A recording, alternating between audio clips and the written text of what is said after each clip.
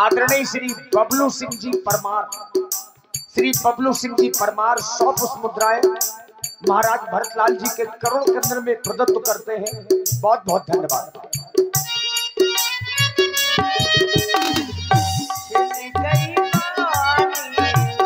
कौशल्या की छिन गई बानी, रोए ना सकी ओरे मिलती बानी।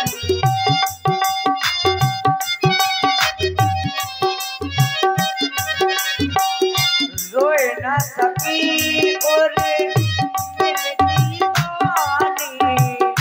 के गई तू बसे गई रानी, रह गई महलन में राहोसिया, भेज गई ओ मैया तुझे काटा मन में राहोसिया, भेज गई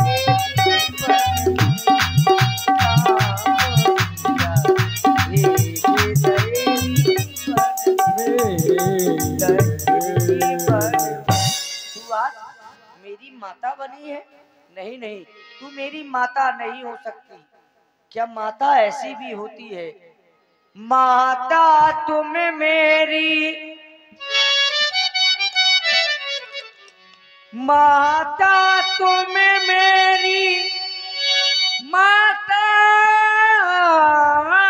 तुम मेरी माता हो। क्या तुम्ही माता मेरी, क्या तुम्ही माता मेरी, क्या तुम्ही सूर्य कुल की रानी, क्या तुम्ही जन्मदाता मेरी। देखिए महाराज भरतलाल जी चूंकि दुखी हैं, मेरी माता नहीं हो सकती है पापनी। अपनी माँ को भला बुरा कहा। भरत जी ने कहा कि जिस समय तुमने वरदान मांगे कि राम को 14 वर्षों का वनवास चाहिए, उस समय तुम्हारे मुंह में कीड़े क्यों नहीं पड़ गए? अरे तुम्हारी जिभ्या क्यों नहीं गल गई? ऐसे महाराज भरत जी ने ध्यान किया कि जब ये वरदान मांगे राम जी वनवास चले भी गए, उस समय मां कौशल्या जी के अंदर आखिर क्या बीती होगी। भरत जी ये सोच करके मां कौशल्या जी के कक्ष की ओर जाने लगे। रास्ते में मंथरा आ गई। चलो भैया बड़ी माँ के कक्ष में चलते। अच्छा, मंथरा को लगा कि मेरा भरत आ गया है, भरत बहुत प्रसन्न होगा चूंकि राजा बनना है, लेकिन यहाँ सब कुछ उल्टा हो गया। सारे दुखी हैं और दुखी होने के साथ साथ क्रोध में भी हैं कि आखिर मंथरा ने भी गलत किया। अच्छा, शत्रुघ्न जी को पता चला कि ये मंथरा का करवाया हुआ है सब कुछ, तो शत्रुघ्न जी का क्रोध 7वें आसमान पर पहुंच गया। इधर मंथरा भरत जी से मिलने के लिए आई और शत्रुघ्न जी ने अपने चरण का प्रहार कर दिया मंथरा पर। तही अब सद को बेदी तहा आई,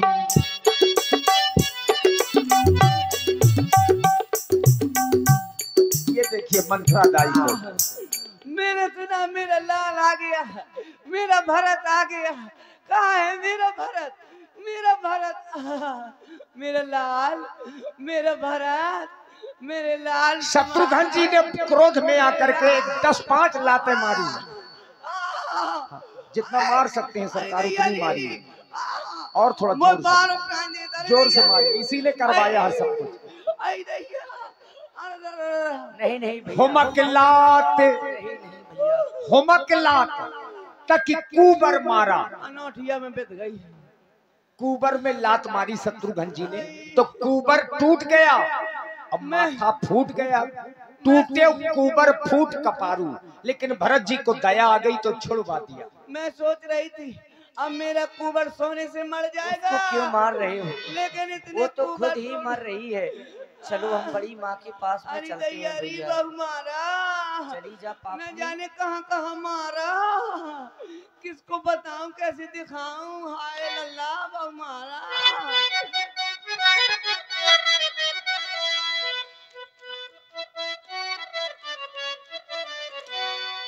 बड़ी मां कौशल्या जी के पास में भगवान श्री भरतलाल जी पहुंचे। उनकी उस दशा को देखा, पुत्र वियोग में दुखी मां कौशल्या जी को सांत्वना दी महाराज भरत जी ने और कहा कि इसमें मेरी कोई सम्मति नहीं है मैया। सच में ये क्या देख रहा हूँ भैया, आज तेरी ये ऐसी दशा। नहीं माता, तू सोच रही होगी कि ये सब भरत के कारण ही हुआ है, भरत ने ही करवाया है।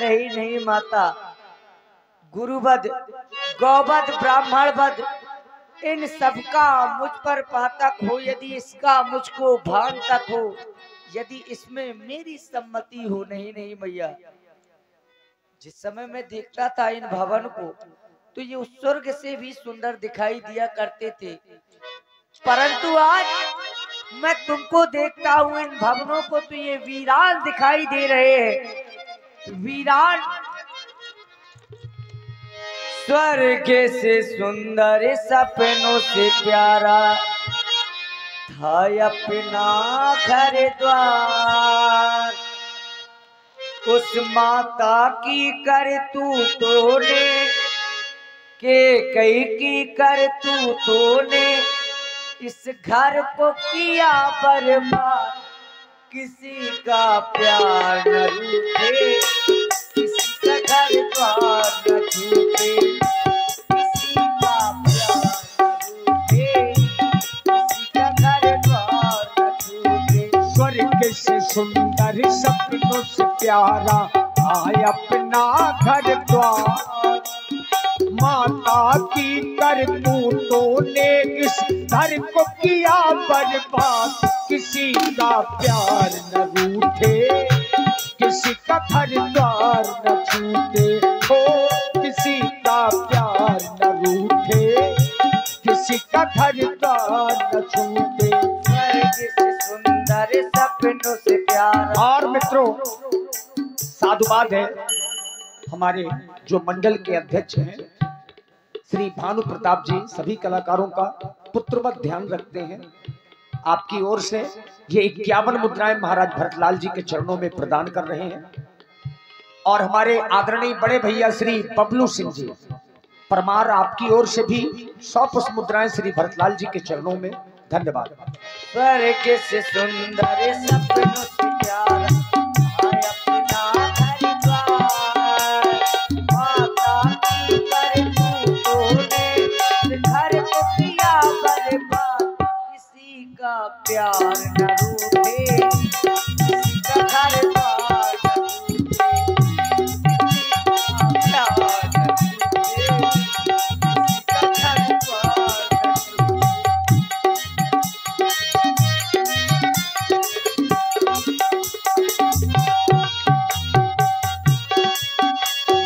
लक्ष्मण कितना भागी जो प्रभु के काम में आया, लक्ष्मण कितना भागी जो प्रभु के काम में आया। लक्ष्मण कितना भागी जो प्रभु के काम में आया। भरत अभागा देखो जीवन की व्यर्थ गवाया, भरत अभागा जीवन, ये जीवन व्यर्थ गवाया। कहाँ मिलेगा मेरा भैया, कहाँ मिलेगा मेरा भैया, मेरा प्यार आधा। किसी का प्यार न रूठे, किसी का घर द्वार न छूटे, किसी का प्यार न रूठे, किसी का घर द्वार न छूटे। स्वर्ग से सुंदर सपनों से प्यारा आय अपना घर द्वार, माता की करतूतों ने की करतूतों ने घर को किया बर्बाद। किसी का प्यार न रूठे, किसी का घर द्वार न छूटे, किसी का प्यार न रूठे, किसी का घर द्वार न बड़ी अच्छी प्रस्तुति आप लोग देख रहे हैं, सुन रहे हैं, और ऐसा नहीं है कि लोग समझने वाले नहीं हैं। इस गांव में मानस के बहुत अच्छे जानकार लोग हैं, संगीत प्रेमी हैं। हमारी बच्ची नीरज परमार जो बहुत अच्छा गायन करती हैं, नीरज परमार बच्ची की ओर से ये 51 पुष्प मुद्राएं महाराज भरतलाल जी के चरणों में सादर समर्पित हैं, और बच्ची को ये कामना करेंगे कि जिस तरह से गायन आप कर रही हैं उसको बिल्कुल कंटिन्यू रखें। मैया सरस्वती आपको बहुत ऊंचाई प्रदान करेंगी, आप में इसी प्रकार के संस्कार बने रहें। साधुवाद। बेटा भरत, तुम अपने आप को क्यों दोषी ठहरा रहे हो? विधाता को जो मंजूर था शायद वही हो गया। बेटा भरत, बहन केकई के 2 वरदान महाराज के पास हाथी स्वरूप रखे हुए थे। बहन ने उसे समय आने पर मांग लिया।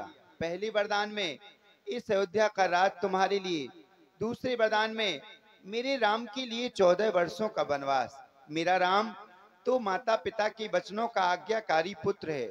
महाराज ने उसे 14 वर्षों का वन दिया। पिता की आज्ञा पाकर वो 14 वर्षों के लिए वन चला गया। इसलिए बेटा भरत, अब मैं चाहती हूँ कि तुम धैर्य को धारण करो और इस अयोध्या के राज सिंहासन को भली भांति संभालो। बेटा भरत। नहीं नहीं भैया, मेरे बड़े भैया वनों में 14 वर्ष तक भ्रमण करें और ये भरत राज करे, नहीं नहीं, ऐसा तो हो ही नहीं सकता। देखिए, सब लोग दुखी हैं, पूरी अयोध्या दुखी है। अब इस समस्या का कुछ न कुछ हल निकलना चाहिए, क्योंकि महाराज का पार्थिव शरीर, मृतक शरीर एक नाव के अंदर है जिसमें तेल भरवा करके अब महाराज के शरीर को रखवाया गया है। आखिर अगर पुत्र नहीं होते तो अंतिम संस्कार कैसे होता? महाराज भरतलाल जी के कुल गुरु श्री वशिष्ठ जी आ गए। अब वशिष्ठ जी ने महाराज भरतलाल जी को समझाया। देखिए ये सुंदर प्रसंग। जय हो गुरुदेव भगवान।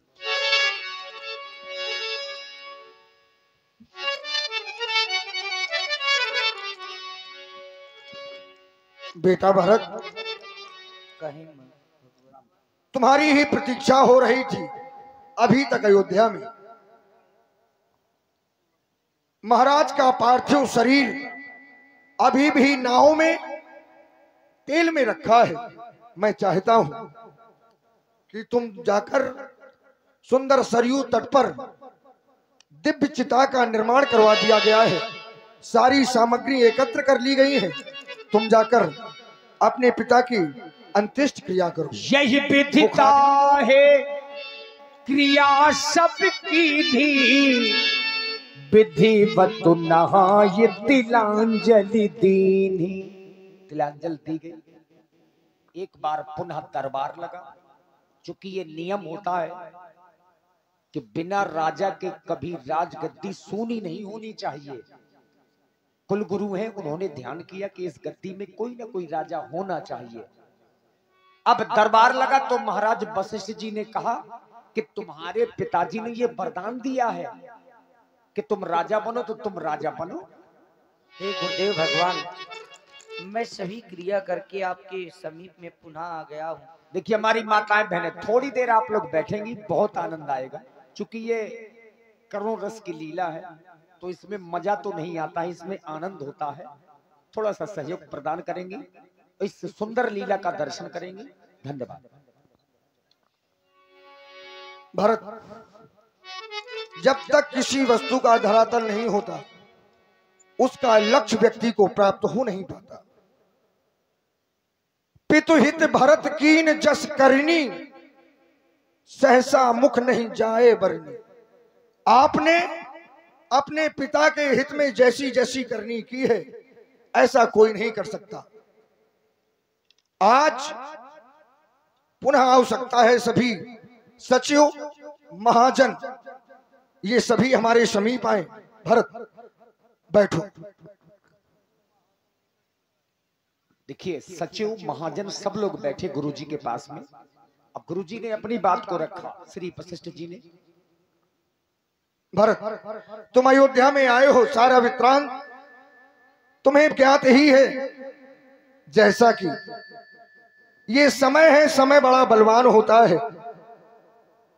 महाराज दशरथ का स्वर्गवास हो गया है, अयोध्या में सभी दुखी हैं, लेकिन मैं विचार कर रहा हूं कि कुछ चीजें इस संसार में मनुष्य के हाथ में होती नहीं है। जैसे हानि लाभ जीवन मरण यश अपयश विधि हाथ, ये 6 चीजें विधाता के हाथ में हैं। और तुम्हारे पिताजी का स्वर्गवास हो गया है, इसमें यदि हम किसी को व्यर्थ दोष देते हैं तो यह अनुचित ही है लाल। फिर मैं देख रहा हूं कि अयोध्या में तुम्हारी माता के 2 वरदान तुम्हारे पिताजी के पास में थे। तुम्हारी माता ने 2 वरदानों में तुम्हारे लिए इस अयोध्या का राज्य, तुम्हारे भाई राम के लिए 14 वर्षों का वनवास मांगा। महाराज का यह जीवन का लक्ष्य था जो सत्य पर चलना। महाराज ने सत्य पर ही चलकर अपने जीवन के लक्ष्य की प्राप्ति की है, इसलिए तुम्हारे पिता सोचनीय नहीं है। यदि तुम अपने पिता के मरने का सोच कर रहे हो भरत, तो सोचन जोग ना पिता तुम्हारे पिता सोचने योग्य नहीं है। हाँ, इस संसार में बहुत से ऐसे लोग होते हैं जो सोचनीय योग्य होते हैं। सर्वप्रथम सोचिए विप्र जो वेद विहीना निज पथ त्याग विषय लौलीना। ऐसा ब्राह्मण संसार में सोचनीय है जो अपने निज कर्मों का त्याग करके विषयों में लौलीन हो जाता है। संसार में वह राजा सोचनीय है। सोचिए नृपति जो नीत न जाना, जेहि न प्रजा प्रिय प्राण समाना। ऐसा राजा संसार में सोचनीय है। संसार में और भी बहुत से सोचनीय है, जैसे सोचिए शूद्र विप्र अवमानी, मुखर मान प्रिय ज्ञान गुमानी।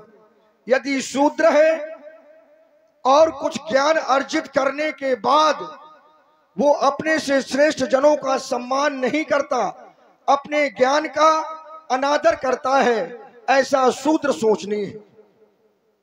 और इस संसार में वह नारी भी सोचनीय है। सोचिए पति प्रिय वंचक नारी, कुटिल कलह प्रिय इच्छाचारी।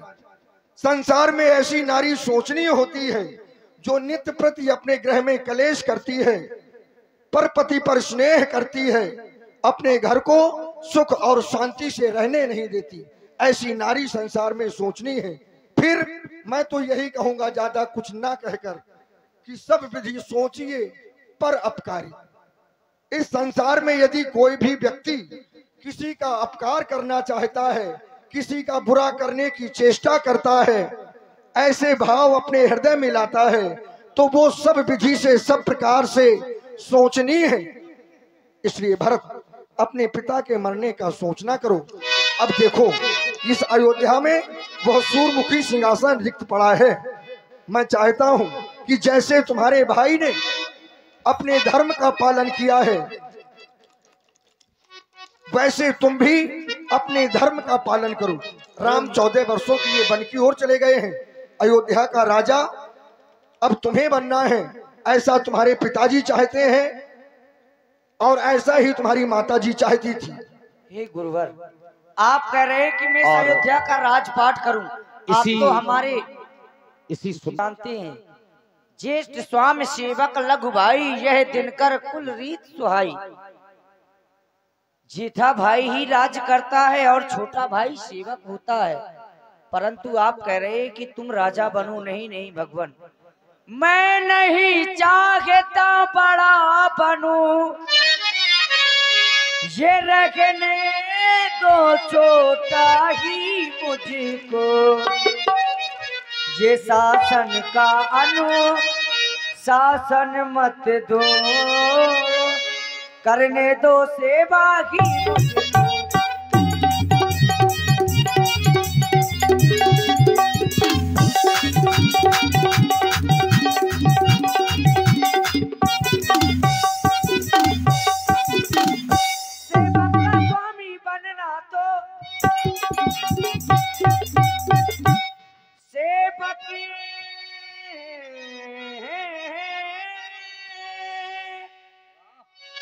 का स्वामी बनना तो ये स्वामी पद के समुचित है। स्वामी का सेवक बनना तो अनुचित ही नहीं कलंकित है।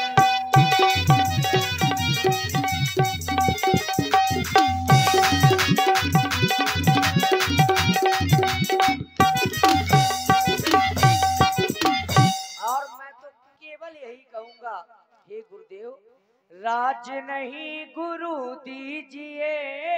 देखिए महाराज भरत जी ने कहा कि मुझे राज न चाहिए। क्या चाहिए? आइए गद्य में सुने आप लोग। राज नहीं चाहिए, मैं अपने बड़े भैया के समीप जाऊंगा, उन्हें मना करके यहीं लाऊंगा और उनका राज उन्हें लौटा दूंगा।